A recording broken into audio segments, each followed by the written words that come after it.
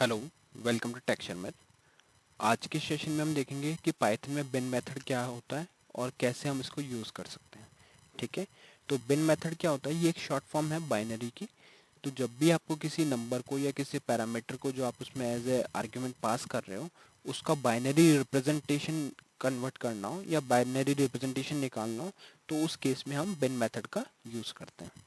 ठीक है, तो इसके लिए मैंने यहाँ पे कुछ सिनेरियो यहाँ पे नोट डाउन किए हुए हैं। एक एक करके सिनेरियो को समझेंगे और देखेंगे कि पाइथन में उस पर्टिकुलर वैल्यू का इक्विवेलेंट बाइनरी रिप्रेजेंटेशन क्या होता है। तो पहला सिनेरियो देखते हैं। पहले सिनेरियो में हमने एक वैल्यू नेम से वेरिएबल बनाया है जहाँ पे 42 को स्टोर किया है।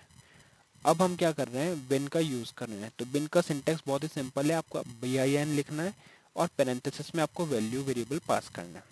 ठीक है, तो ये क्या करेगा? ये इसका बाइनरी कन्वर्जन करेगा और इस रिजल्ट वेरिएबल में स्टोर कर देगा और फिर हम उसको प्रिंट कर रहे हैं।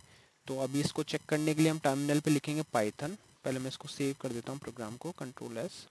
अब हम लिखते हैं पाइथन स्पेस और यहाँ पे लिखेंगे हम सेशन 56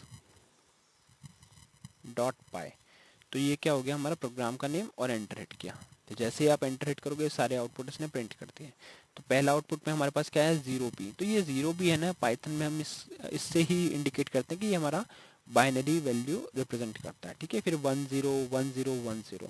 तो ये इसका इक्विवेलेंट बाइनरी रिप्रेजेंटेशन आ गया। वैसे ही अब देखना सेकेंड सिनेरियो।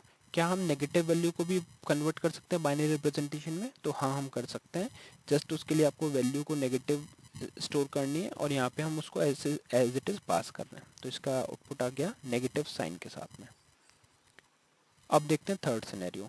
थर्ड सिनेरियो में हमने एक लार्जर डिजिट लिया है 98765432।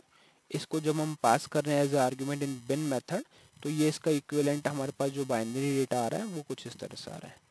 ठीक है, वैसे ही अगर फिफ्थ सिनेरियो आप देखोगे तो फिफ्थ सिनेरियो में हम डायरेक्टली ही वैल्यू पास कर रहे हैं। हमने कोई आर्ग्यूमेंट के लिए वेरिएबल नहीं बनाया, हम डायरेक्ट वैल्यू को पास कर रहे हैं और जैसे ही वो वैल्यू इसमें पास होगी तो उसके इक्विवेलेंट यहाँ पे हमारे को आउटपुट मिल गया 0 1 0 b 101010। तो ये देखोगे तो आप फर्स्ट वाले की बिल्कुल इक्विवेलेंट है, इक्वल डेटा है। वो इसलिए क्योंकि दोनों में वैल्यू सेम ही जा रही है, जस्ट यहाँ पे हम वैल्यू डायरेक्ट पास कर रहे हैं, यहाँ पे एक वेरिएबल के थ्रू पास कर रहे हैं। तो अगर आपको डायरेक्ट वैल्यू पास करनी तो वो भी आप कर सकते हो। अब देखते हैं सिक्स सिनेरियो। सिक्स सिनेरियो में हम क्या ट्राई कर रहे हैं? हमने कमेंट किया हुआ, इसको अनकमेंट करते हैं। तो यहाँ पे हम ट्राई कर रहे हैं कि अगर किसी ऐसी वैल्यू को हम पास करें जो कन्वर्ट करना पॉसिबल नहीं है तो उस केस में क्या होगा। तो अगर इसको सेव करके मैं प्रोग्राम को वापस से रन करूँगा तो यहाँ पे एक एरर मिलेगा, str object can not be interpreted as an integer. तो इससे ये क्लियर होता है कि इस मेथड में आपको वही वैल्यू पास करनी है जिसको आप कन्वर्ट कर सकते हो या जो पॉसिबल है कन्वर्ट करना बाइनरी रिप्रेजेंटेशन में। ये मेथड बहुत यूज़फुल है जब भी आपको ऐसी रिक्वायरमेंट है कि आपको किसी टेबल के अंदर वैल्यूज़ तो स्टोर करनी है बट उसका रिप्रेजेंटेशन बाइनरी होना चाहिए, आपको बाइनरी फॉर्मेट में डेटा स्टोर करना है। तो उस केस में हम ये मेथड यूज़ कर सकते हैं। इस मेथड से वो वैल्यू बाइनरी में कन्वर्ट हो जाएगी और फिर उसको स्टोर कर सकते हैं।